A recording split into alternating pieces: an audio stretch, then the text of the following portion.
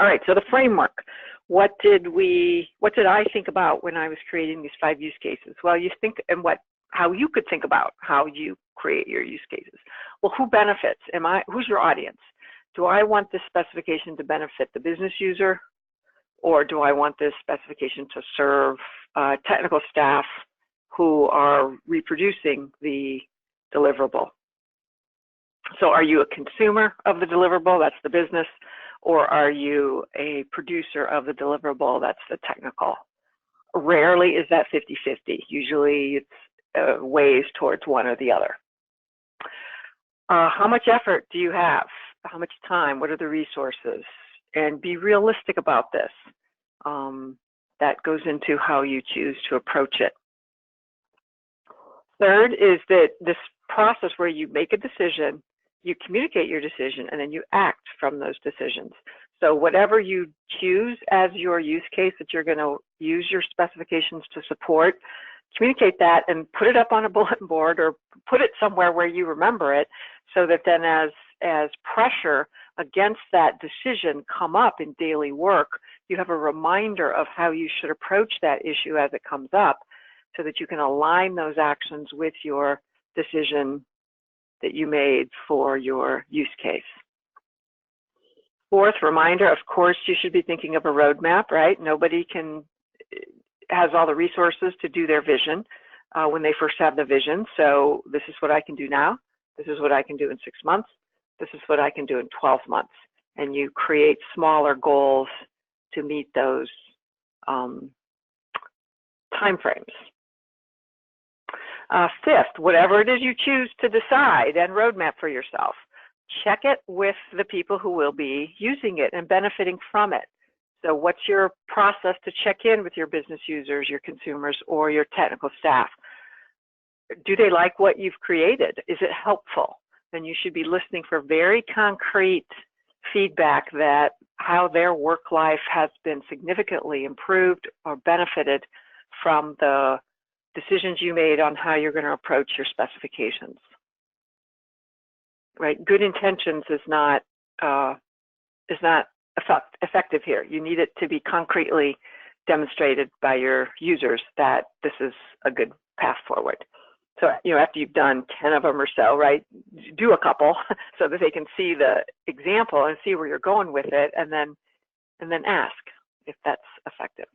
And then last is kind of a part of number 3, right? Just write it down. Notes to yourself, perhaps, write it down so that you can keep track of it. You will forget, because this is a long-range building your specifications to a specific use case or vision is a long-range process, and you'll forget what you decided. Okay, so let's take a step back and talk about specification templates and types in Data Cookbook. So I've assumed, obviously, from this talk so far that you know what specifications are and that you know what the templates and types are. So let me back up for just a minute and talk about that if you don't know that. Specifications is a main content area in Data Cookbook. I call it sometimes a report catalog. It is a catalog of your reporting deliverables. They could be a Cognos report, a Tableau dashboard, an ETL, a data feed. A lot of variety in those deliverables, which is why we don't call it a report. We call it the specifications. You are specifying something that is in a reporting deliverable. So that's your catalog of reporting deliverables. Let me see. Here's one. This is one for a report of applicant financial aid by academic program. And when I say the template, the spec template, I'm referring to these tabs. Each of these tabs contains fields. You can see on the overview tab, there's a series of fields. It's usually about a screen's worth of fields. And this is what it looks like uncustomized, out of the box default. This is all the tabs that you have. Well, you can reduce that and customize that to the degree that you remove many of the tabs and offer much less information about a specific reporting deliverable. In this case, a report about meal plans and housing. So you customize the specification template to suit your business purpose. And this is what uncustomized looks like. This is the extreme of customized. We'll look at these in a little more detail as we go on. Moving over to the templates area over here under organization, specification templates, that is where you make that customization. We offer two, a report version and an ETL, and then you customize it, that template, by either removing fields, adding your own fields, or making required things, making non-required fields required. And there's other documentation and videos about how to actually physically customize a template. Once you've customized a template, you associate it with a specification type. So now I've navigated under organization, I've navigated over to specification type. And here's my list of templates that we saw on that previous page, linked to a specific type. Types are unique, but templates can be reused. This template for an operational report is used for the athletic department specification type, as well as for the operational report financial aid. You can see there's a naming convention issue here that you might want to avoid in your own data cookbook. So that's also using the operational report template. Typically, the naming conventions for the spec template are kind of vague, but the naming conventions on the spec type are very unique and usually very pointed.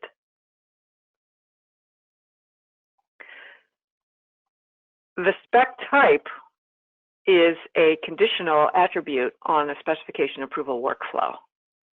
So the power of that is that while I've ensured that my athletic department reports look the same as my operational reports, the same level of documentation is covered in that specification because they're sharing the same spec template.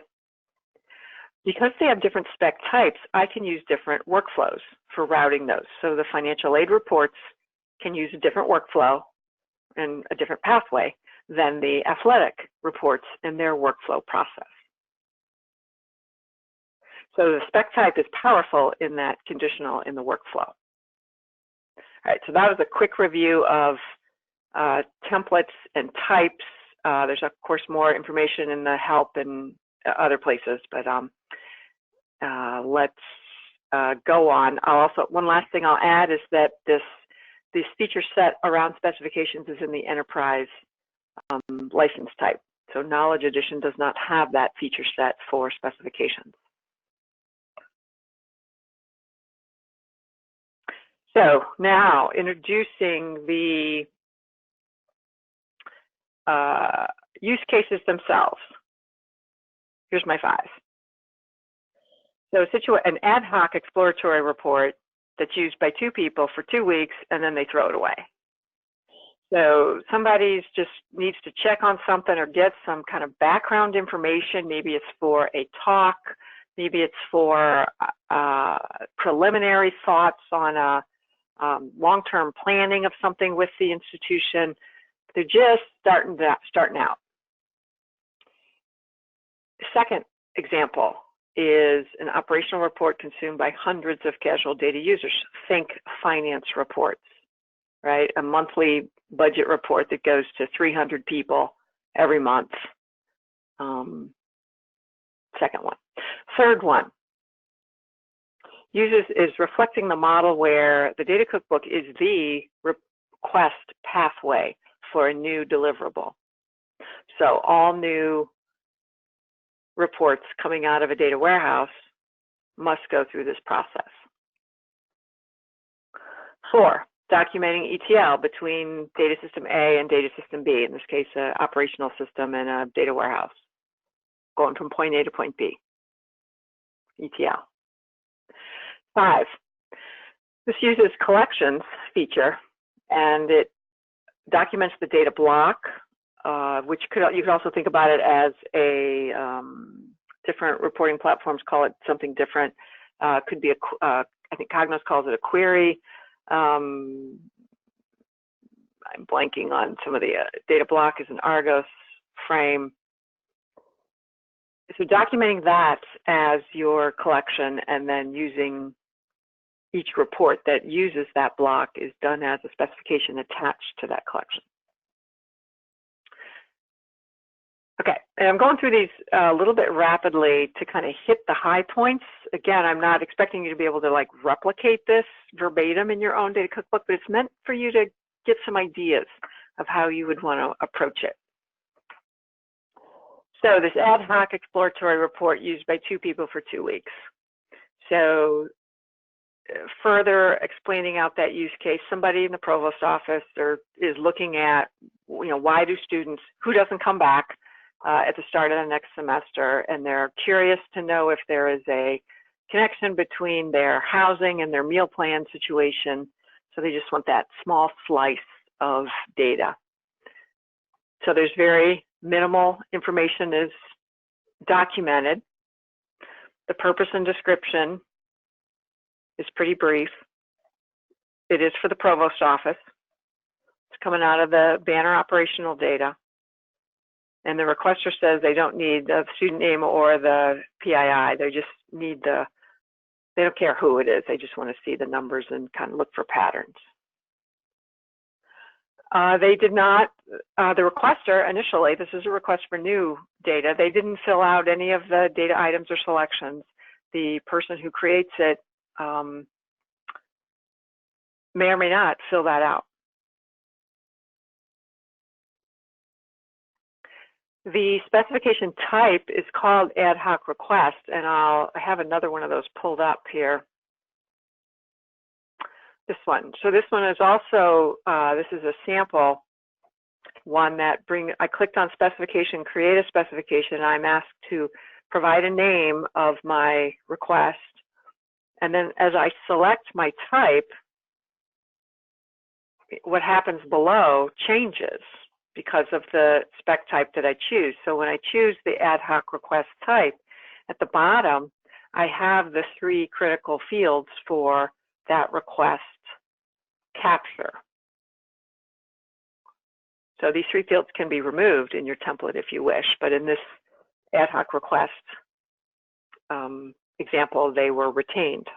So when I didn't want to do the request live on the call, but when this request was made, they went through those 3 fields on the intake, and it resulted in this overview tab.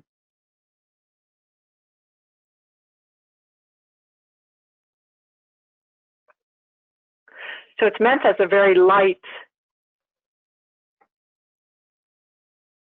treatment from both the business side and the technical side. The assumption is that the requester is somewhat sophisticated in requesting data. It's not going to be used by very many people. It's a very small audience, 2 or 3 people. They know enough to understand this little snippet that they want to pull. And since it probably won't be replicated, the technical record of what happened can be treated lightly as well. The benefit is that it does create a data point. I mean, this kind of data request and fulfillment does occur. And if you document it in Data Cookbook, you have a record that it occurred. It's just a quick way, maybe it takes 15 minutes to get that data point created. It also provides a starting point for that requester, a formalized starting point, meaning they go to the Data Cookbook and make that request. And it avoids having to use email, having to verbally ask about it in the hallway, or other personal connection you have with the report creator that you need to communicate with in order to get this, data.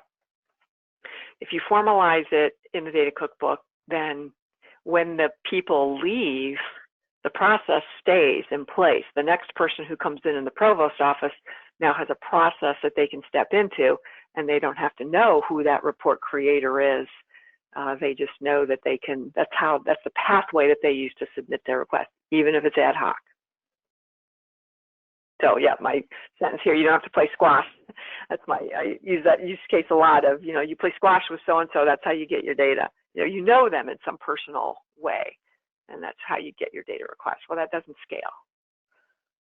Okay, let's move on to the next second use case. So this is a pretty basic finance report, accounts receivable, aging report. And the template on this one is, let's go to actually browse. Here it is, accounts receivable. Let's open that in its own tab.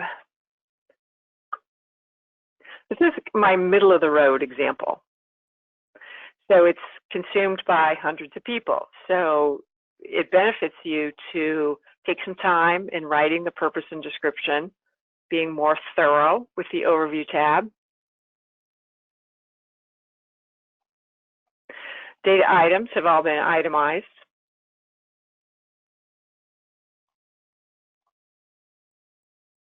So again, highlighting each of these takes me to that definition of what actual amount means, what budgeted amount means. On this chart, I can see which ones are used in the select statement, aging period and fiscal year. And I can also see that it's sorted by account.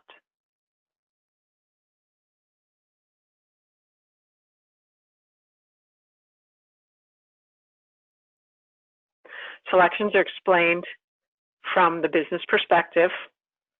So it's a reminder that the aging period is considered 360 days. The technical tab is actually pretty light. Because my assumption that I made here is that because this is a routine report, several people in the finance department know how to run this report.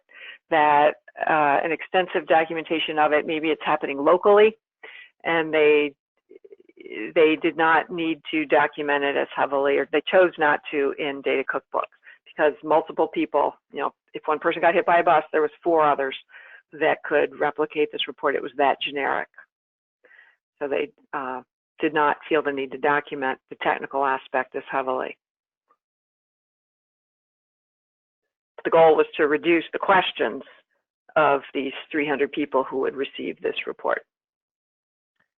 So the template was, in this case, we had a one-to-one relationship. The template itself was designed for Cognos reports. The assumption also was that this report's coming out of Cognos.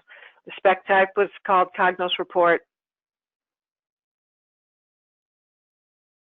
And the workflow, I didn't talk about the workflow on the other one. If you're thinking about doing a workflow specific to this spec type, I would include something that's reviewing the report for accuracy and that the business scope information is in detail. To back up a minute to the first one, my workflow, it can be very fast.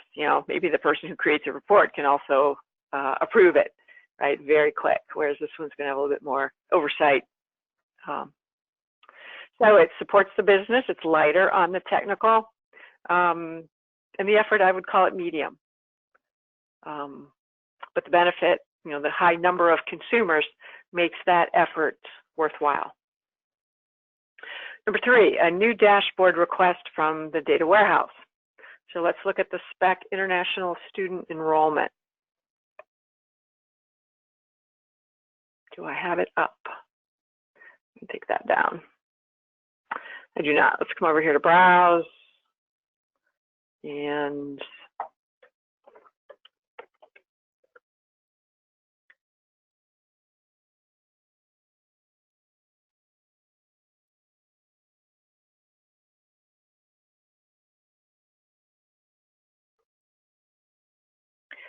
this template also includes those 3 request fields that we saw earlier. I'm not going to take the time to navigate over to show you that, but the starting point for this specification is a formal request for a brand new item.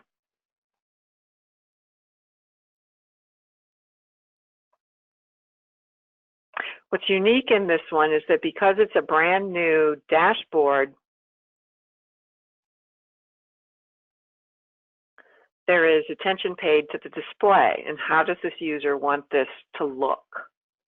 So on the display tab, the user popped in a screenshot of a different report that they had used at another school or they just found on the web, where there's a map of the world, global map, and you click on the country and the pop-up box provides a dialog box with the name of the country and some statistics. And this is how they want theirs to look. So they're providing that image.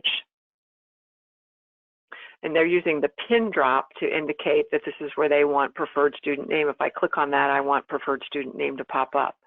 To work with that pin drop, if I come over here and click on it, the rest of the page goes dark, and then I click on where I want that to be located.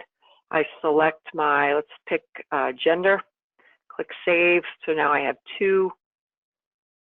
So now when I'm communicating to my report designer that I want to click here and see a gender, and click here and see a preferred list of names using the preferred name of the students we have from that particular country. So that's an example of a template that's using that display feature tab. Again, most heavily used at the new request process. It's rarely is the display documented after the report is created. You know, for example, that finance report of aging receivables, you know, that report's probably 10 years old, 15 years old. It's a classic report.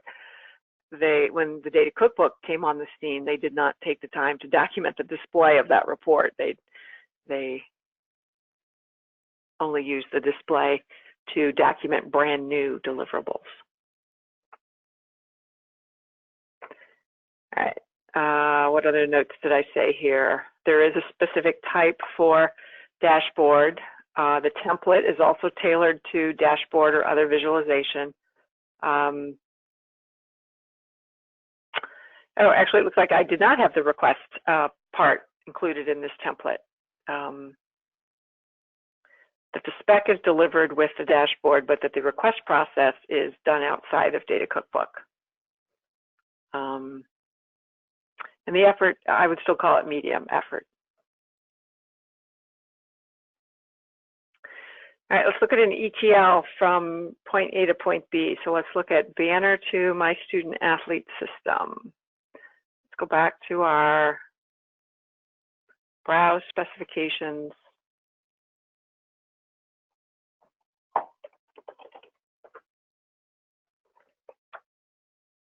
So here's my spec. It's using a spec type called ETL Primary. Notice the display tab is gone. The mapping tab is there. Probably could have not used the sort criteria. When I was preparing this, if I was to do it again, I probably would have removed everything off the sort criteria.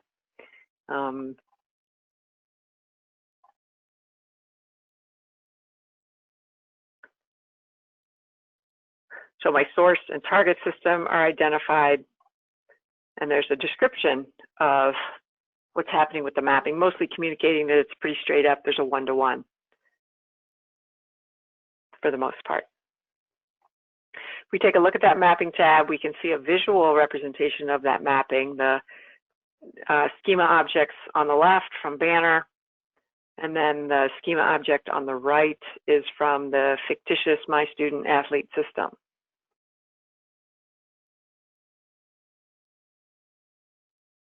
So these are just a reminder for enterprise clients, if you've got this, these are live links, you can click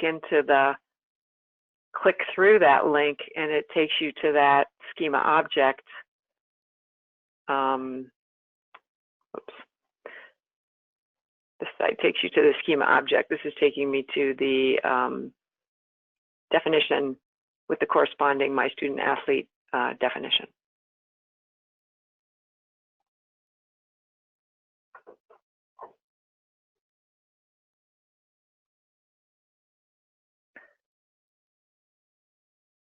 Okay, so that visual of that mapping does benefit the business user. I think more than the technical person. I also have created two types of ETL templates. One is a more robust one, which this one is, and there's another one that's very fast that is for more of a quick documentation, so that you could have multiple use cases for ETLs or for others. A good business reason of why you would want to document some more heavily than others. All right, the last example is a data block done as a collection. So this is taking it up a notch. So specifications, right? There's this spec catalog. There's also collections, which is a hierarchical level above specifications. So I have a collection called Student Recruitment Data Block.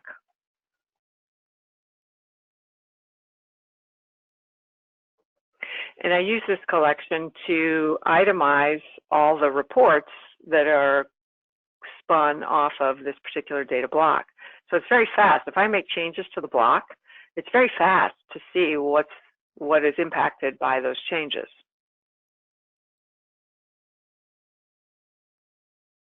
On the technical details of the block is where you would drop in the SQL statement. This is just a placeholder of some very simple SQL text. But this could be how you create the block, which would be easy to access. And now that you've documented the block SQL, that's a lot less SQL documentation that you might have to explain in each of these individual reports. So you document the block once, provide that as a reference, and then that's less that you need to say at the report level. The assumption is that if you are a consumer of this report, so incoming freshman report, and you want to know more detailed technical information, you would have enough training in Data Cookbook to know to track back up through the specification to the collection that it is a member of, and then to go to the technical details tab and look at that specific SQL. That's a lot of training to keep up with, but it's possible. And I think there's an audience in some cases for that gradual, right? If you just keep drilling, you will get increasingly more detailed technical information.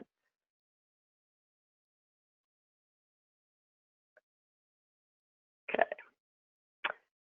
I think I said all that. Oh, and so for this example, the high point is at the collection level.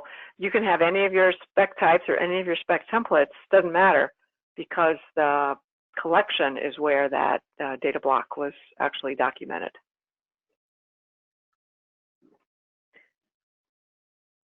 Hopefully illustrating that you can mix and match them in a lot of ways. The point is that you choose, make a definitive choice, and stick to it. Because I talk to so many different clients and people and situations, I tend to communicate in options, and you want to be more targeted and precise in how you use it and in how you communicate your use of things. You want to be consistent within a specific use case. Cognos finance reports might get one treatment, and general dashboards, no matter what their data source, might get a second treatment. So you would have multiple use cases within your own institution, but you need to drill very consistently within each individual use case. That has a high trust indicator in your Data Cookbook users. If I'm the Data Cookbook user and I want to filter, or I choose to filter specifications by,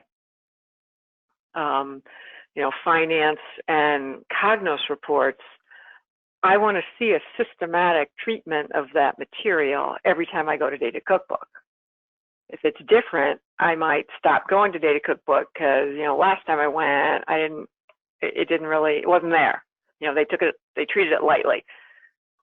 So in order to keep the trust, you want to be consistent with that, with your use cases within each individual use case, but you can have flexibility across your use cases. I think I said that several times. I hope you understand my point there.